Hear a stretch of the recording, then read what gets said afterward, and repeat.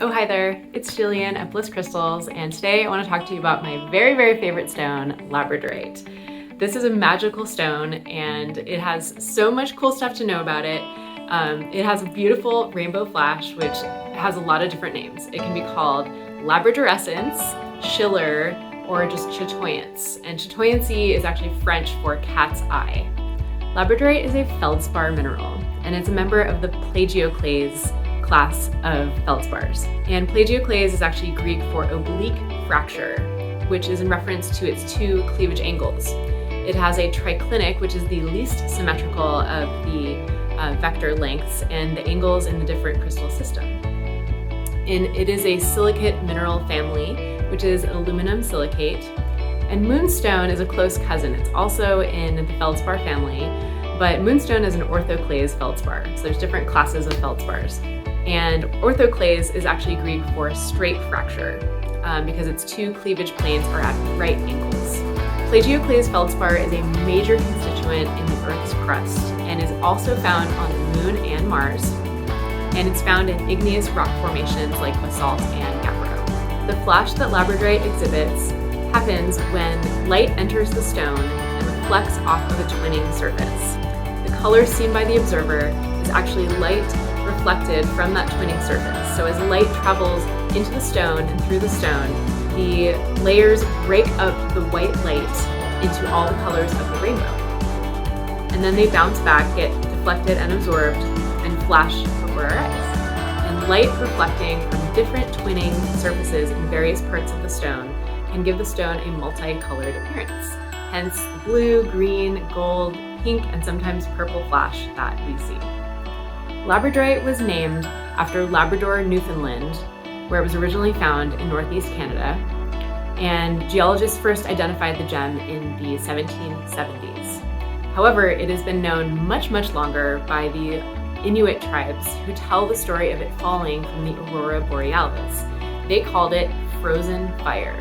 The story goes that a mighty Eskimo warrior freed all the colors that dazzle the polar skies with blows from his spear, but could not break all the rocks, leaving a number of Labradorite gemstones for us to collect, carve, and polish, and admire to this day.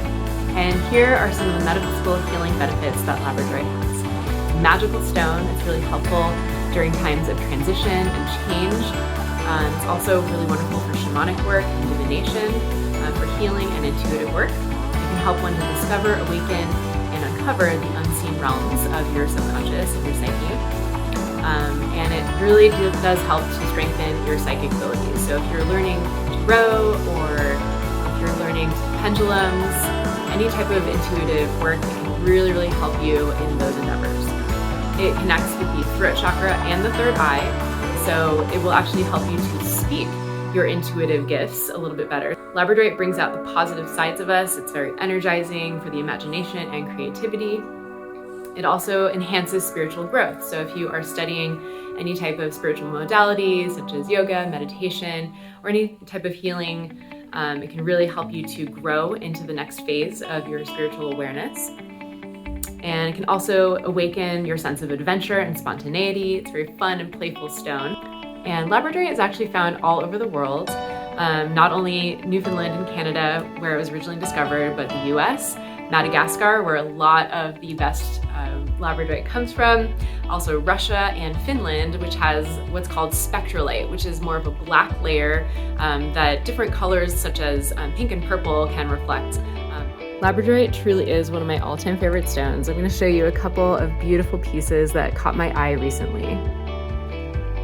These are faceted rings and pendants, and the facets make them even more sparkly. I absolutely love these, and I love it when Labradorite has a little hint of pink or purple as well.